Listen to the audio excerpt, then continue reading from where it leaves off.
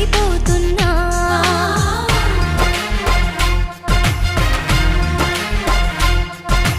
నిండు రేలో ఇంత వెలుగు ఇది ఎక్కడిదనుకున్నా.